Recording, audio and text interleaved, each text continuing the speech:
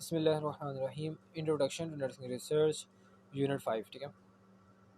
Sample sampling measurement tools instrument.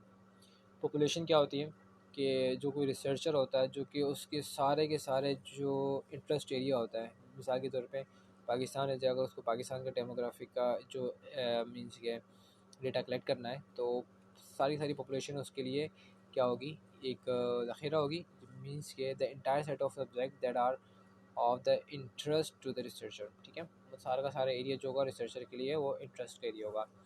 Sample क्या होगा, उसके अंदर जो फॉर एग्जांपल मलेरिया को हमें टेस्ट करना है पाकिस्तान के अंदर, तो सैंपल का मतलब ये होता है कि सिर्फ पाकिस्तान के अंदर मलेरिया के ही पेशेंट के ऊपर डिस्कस किया जाए। तो इस तरह हम सैंपल को एक एग्जाम्पल के तौर पर समझ सकते हैं। अ carefully selected subset of the population that reflect the composition of that population। ठीक है, मतलब केयरफुली सेलेक्टेड किया जाता है उनको जो कि जिसके अंदर ये मलेरिया की डिजीज़ पाई जाती है, जस्ट फॉर एग्जांपल समझने के अतबार से। ठीक है, सैम्पलिंग क्या होता है? सैम्पलिंग बेसिकली एक प्रोसेस होता है। सैंपल तो हमें पता चलेगा करना क्या होता है, लेकिन सैम्पलिंग एक प्रोसेस होता है। ठीक है, जैसे कि कुछ टर्म होते हैं, कंजक्टिवाइटस, ठीक है, TIS लगा होता है, दैट्स मीन कि इन्फेक्शन है। इसी तरह सैम्पलिंग एक प्रोसेस के जरिए आ जाता है। बहरहाल involve selecting a group of people, event behaviour and other elements with wish to conduct a study. मतलब ये कह रहा है कि एक ऐसे ग्रुप या लोगों को या इवेंट को, किसी के बिहेवियर को या एलिमेंट जो होते हैं, इनको स्टडी करना। ठीक है, कंडक्ट करना, स्टडी करना, इसको सैम्पलिंग कहते हैं। ठीक हो गया, जो हम पहले थ्योरी वगैरह सारी चीज़ें पढ़ चुके हैं।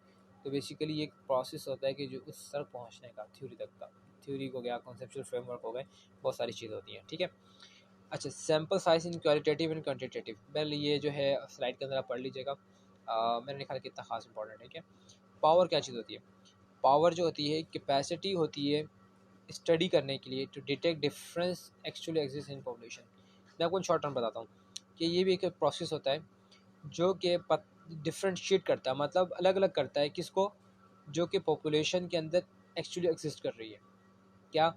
देखो अभी, power is the capacity of the study to detect differences और relationship that actually exist in population.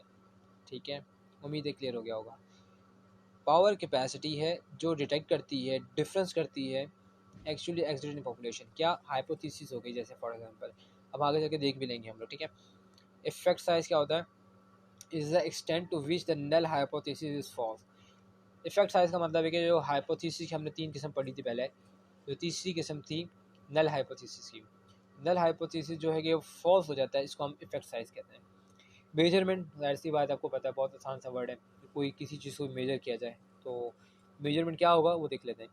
Determination of the quantity of a characteristic that is present, it involves assigning of number और some other classification. Measurements basically एक process होता है, जैसे कि हमारे पास पीछे variables भी थे, हम मेजर करते हैं डिफरेंट चीज़ों को। फॉर एग्जाम्पल डेटा कलेक्ट करते हैं, उसके बाद मेजर करते हैं, मोड मीडिया लगाते हैं, तो वो भी एक तरह से मेजरमेंट हो रही होती है हमारी। ठीक है, फिजियोलॉजिकल मेजरमेंट। फिजियोलॉजिकल से आपको सामने आ गई कि फिजिकली जो मेजरमेंट होगी क्या होगी? Evidence based practice focus attention on the use of physiological measurement from patient for clinical research efforts.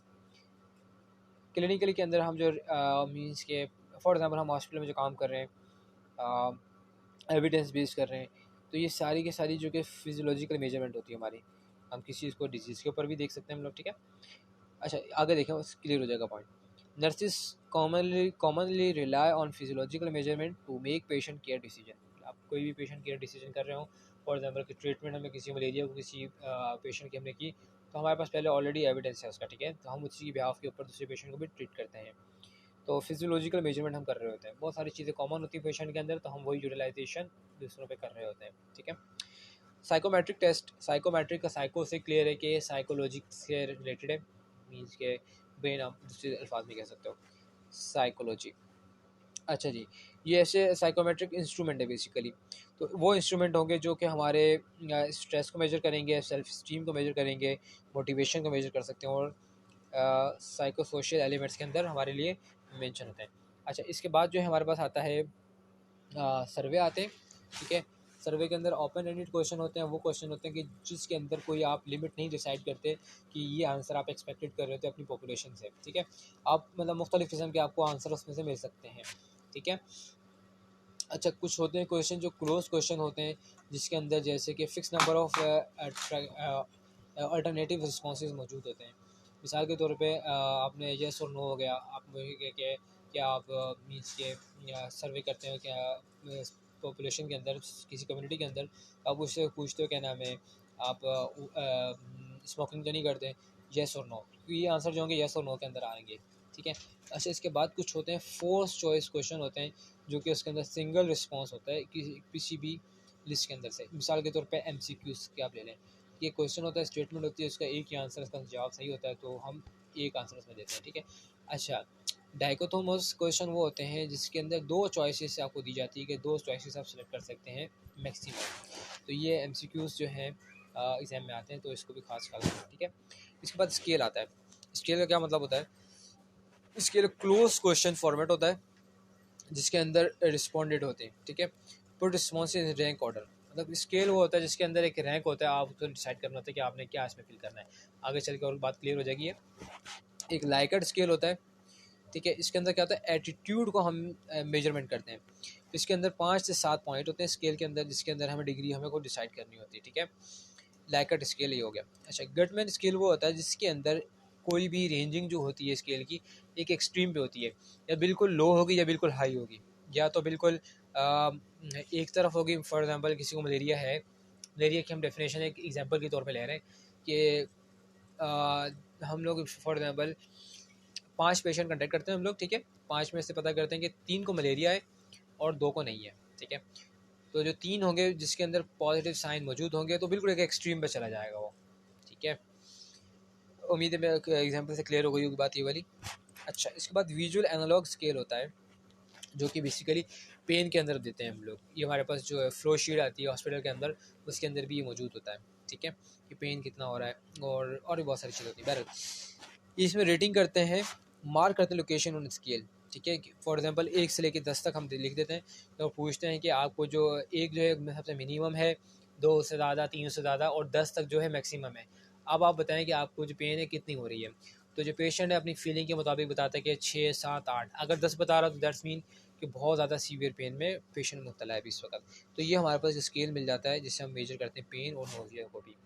इसके बाद इस सब टॉपिक के अंदर हमारे पास ये क्या आता है, रैंडम एरर और सिस्टमेटिक एरर। रैंडम एरर वो होते हैं जो कि ह्यूमन एरर से वजह से होते हैं, मतलब ह्यूमन की कोई मिस्टेक हो सकती है, कोई इसकी कैलकुलेशन के अंदर डिस्टर्बेंस हो सकती है, तो ये उसके वजह से होती है।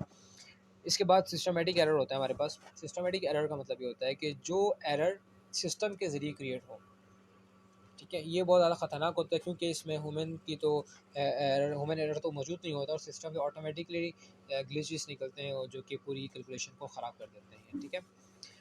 स्टेबिलिटी, इसके बाद जो नेक्स्ट टॉपिक है, स्टेबिलिटी विद एन इंस्ट्रूमेंट।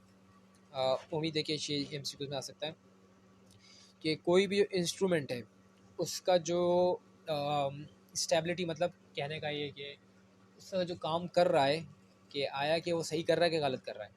क्योंकि कुछ टाइम होता है कि वो इंस्ट्रूमेंट ख़राब हो जाते हैं, जैसे कि थर्मामीटर है, रीडिंग नहीं शो कर रहा होता है, क्या थर्मामीटर जो हमारे पास मौजूद है क्या वो एग्जैक्टली सही रीडिंग दे रहा है कि नहीं दे रहा है। तो ये स्टेबिलिटी के अंदर आएगा कि जब तक वो काम सही कर रहा है तो स्टेबल है, अगर जा काम करना छोड़ गया तो अनस्टेबल है।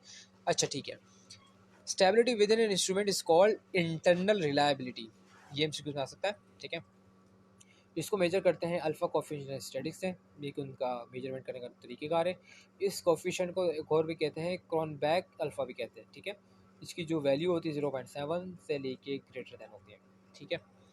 Stability among individuals is measured by an item total correlation which should have a positive sign and absolute value cost close to 0.5। ये सिर्फ स्टेटमेंट है जो कि आपने पढ़नी, और अगर MCQs में आ गया तो आप फिल कर सकते हैं।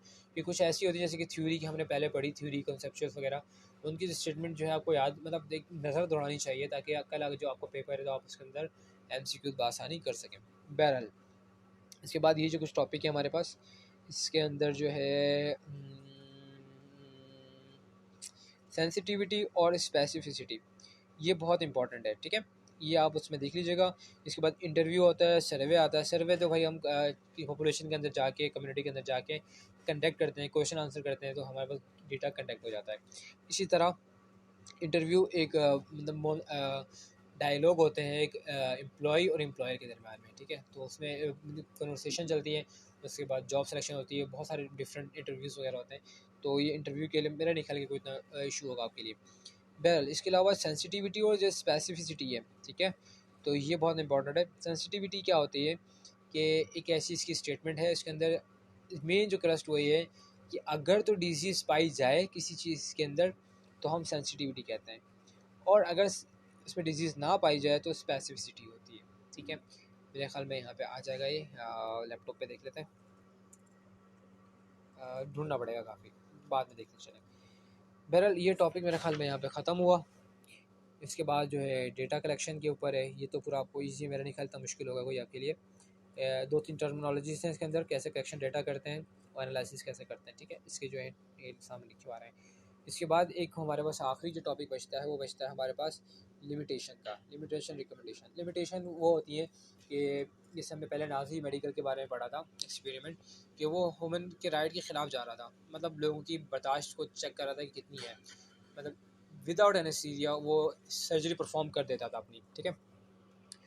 तो उसके ख़िलाफ़ बहुत सारे वो नंबर के नाम से आई, हेलेंस्की के नाम से आई। तो कहने का मकसद ये है कि उनके ख़िलाफ़ लिमिटेशन लगाई गई कि जब आप थ्योरी या आप रिसर्च करोगे तो ह्यूमन राइट का ख्याल रखोगे, तो लिमिटेशन उसके हवाले से आ जाएगी। थियोरेटिकल है और कॉन्सेप्चुअल है लिमिटेशन है। इसके अंदर रिकमेंडेशन वो होती है कि कोई भी रिसर्चर जब काम कर रहा होता है तो वो आइंदा जहाँ उसकी रिसर्च होती ख़त्म होती है तो वो उसमें एक रिकमेंडेशन देता है आने वाले लोगों के लिए कि मेरी फाइंडिंग ये थी, ये मेरी रिकमेंडेशन है कि अगर आप इसमें रिसर्च करना चाहो तो इन चीज़ों की आप देख सकते हो। यानी कि वो एक 1 से लेके 5 तक काम कर लेता है और 5 से लेके 10 तक का वो एक आइडिया दे देता है, यानी कि वो आपको रिकमेंडेशन दे देता है कि आप ये चीज़ें आप डिटेक्ट कर सकते हो। तो जो नया आने वाला रिसर्चर होता है तो वो 1 से 5 तक उसके पास ऑलरेडी मौजूद होता है, तो 5 से लेके वो 10 तक उसकी रिकमेंडेशन को फॉलो करते हुए स्टेप बाय स्टेप उस रिसर्च तक पहुँच जाता है। इसी तरह फिर नेक्स्ट चलता रहता है और आहिस्ता आहिस्ता ये रिसर्च बढ़ती रहती है। तो बहरहाल इसमें दो टॉपिक हैं जो कि ईजिली कवर हो जाएंगे। अच्छा, डेटा कलेक्शन के बारे में बता चुका हूँ आपके मैं, सैम्पल सैम्पलिंग का हो चुका है, एथिकल कंसिडरेशन हो चुका है, थियोरेटिकल रह गया है। थियोरेटिकल के अंदर अभी हम इंशाल्लाह वो भी डिस्कस कर लेंगे। इसके अंदर ज़्यादातर कॉन्सेप्ट्स हैं और थ्योरीज़ के ऊपर है, तो इंशाल्लाह वो भी देख लेंगे। एक रह गया हमारा, बाकी तकरीबन सारे हो गए हैं, और नंबर 7 रह गया हमारे पास। नंबर 3 और नंबर 7 रह गए, तो इंशाल्लाह इसके कोई नेक्स्ट वीडियो के अंदर हम बात कर लेंगे। अस्सलाम वालेकुम।